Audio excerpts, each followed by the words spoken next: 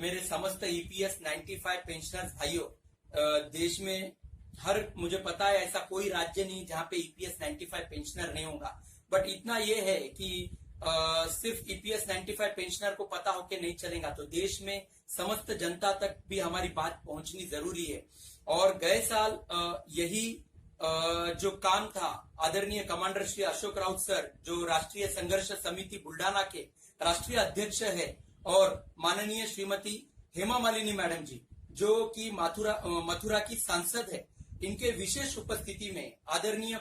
प्रधानमंत्री जी श्री नरेंद्र मोदी जी के साथ जो एक मुलाकात हुई थी, इस मुलाकात के बाद देश के समस्त ईपीएस 95 पेंशनरों में एक आशा की किरण जागी कि भाई हम ईपीएस 95 पेंशनरों को अभी तो भी इंसाफ मिलेगा और हमारा जो भी बचा कुचा जीवन है वो आत्मसम्मान के साथ, स्वाभिमान के साथ हमें जीने का मौका मिलेगा। तो ये वो मुलाकात, इस मुलाकात को जितना भी मुझे लगता है कि ईपीएस 95 पेंशनर, ऐसा कोई भी ईपीएस 95 पेंशनर नहीं होगा जिसे 4 मार्च 2020 की आदरणीय प्रधानमंत्री जी के साथ जो मीटिंग हुई उसके बारे में कुछ पता ना हो। इतना सब होने के बाद में दुर्भाग्यपूर्ण बात यह है कि उसके बाद कोरोना काल शुरू हुआ, और कोरोना काल शुरू होने के बाद भारत सरकार भी ठीक से इस जो वायदे हुए थे उस टाइम पे, तो उसके ऊपर ठीक से काम नहीं कर पाई, विलंब हो गया। लेकिन देखा जाए तो कोरोना आने से पहले ही कई संगठनाएं, कई लोग यहाँ पर प्रयास कर रहे हैं कि ईपीएस पेंशनर को इंसाफ मिलना चाहिए। ये वही लोग हैं जो भारत आजाद होने के बाद देश के राष्ट्रीयकरण में, देश के सक्षमीकरण में इन्होंने अपना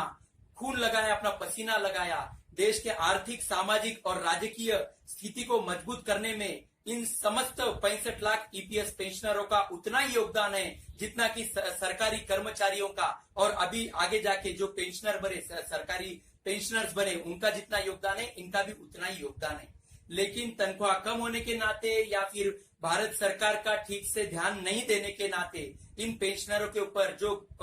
एक बुरा समय आया, वो समय अभी तक जारी है। देखिए कि इन्हें किसी को 500, किसी को 800, किसी को 1000, किसी को 2000, किसी को मैक्सिमम 2500 से 3000 तक पेंशन है। लेकिन भारत के प्रधानमंत्री जी ने हमें पूरी आशा दिलाई थी कि इन पेंशनरों को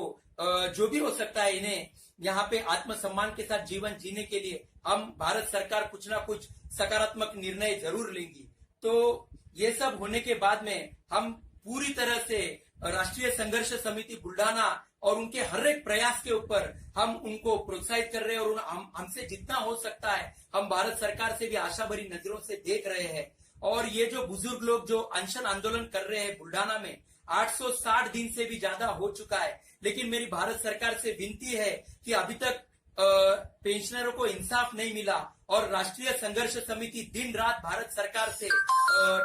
टच में रहने की कोशिश कर रही है कि पेंशनरों को जल्द से जल्द इंसाफ मिले। और मैं ये वीडियो में बात करने का रीजन एक ही है कि मैं चाहता हूं कि भारत सरकार भी थोड़ा सा कामगारों की तरफ, खास करके ये जो पेंशनर है, इनकी तरफ देखने का थोड़ा सा उनका जो दृष्टिकोण है वो बदलने की कोशिश करे, क्योंकि ये वही कर्मचारी है जिन्होंने भारत सरकार को हर समय, भारत सरकार के समस्त नियमों का, उनके दिए गए लॉ एंड ऑर्डर्स का पूरी ईमानदारी से पालन किया है। ये कोई रास्ते पे उतर के जो अन्य जो आंदोलन करते हैं, जो बस तोड़ करते हैं, बोलिए सरकारी प्रॉपर्टीज का नुकसान करते, ऐसा कभी इन कर्मचारियों ने नहीं किया, क्योंकि इनको अपना पेट पालना है, अपने परिवार के भी भविष्य के बारे में सोचना था। तो भारत सरकार को सक्षम करने में, देश के लोकशाही को सक्षम करने में इन समस्त ईपीएस 95 पेंशनरों का बहुत ही बड़ा रोल है। अगर भारत सरकार थोड़ा सा यहाँ पे ध्यान देती है तो उन्हें भी पता चलेगा कि ये ईपीएस 95 पेंशनर का योगदान क्या था। लेकिन ठीक है, कोई बात नहीं। हमें ऐसा लगता है कि भारत के प्रधानमंत्री जी ने जो आत्मनिर्भर भारत का नारा दिया है, और जैसे कि हमारे कमांडर श्री अशोक राउत सर जी ने समस्त 27 राज्यों में जितने भी हमारे ईपीएस 95 पेंशनर है उन्हें इकट्ठा करके उनकी आवाज बनने की कोशिश की है, और समय समय पे आंदोलन किए। समस्त सांसदों को जितना हो सके उन्हें ज्ञापन सौंपने की कोशिश की गई, ताकि भारत सरकार तक इन समस्त ईपीएस 95 पेंशनरों की मांगे, इनके दर्द, इनके ऊपर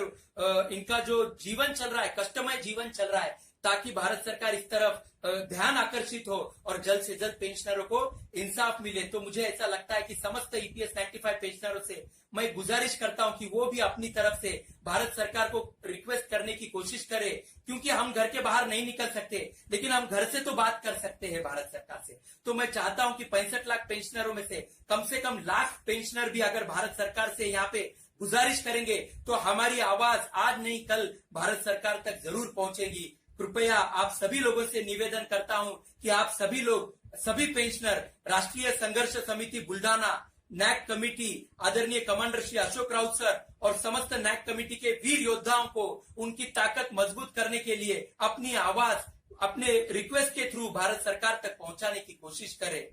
थैंक यू सो मच दोस्तों।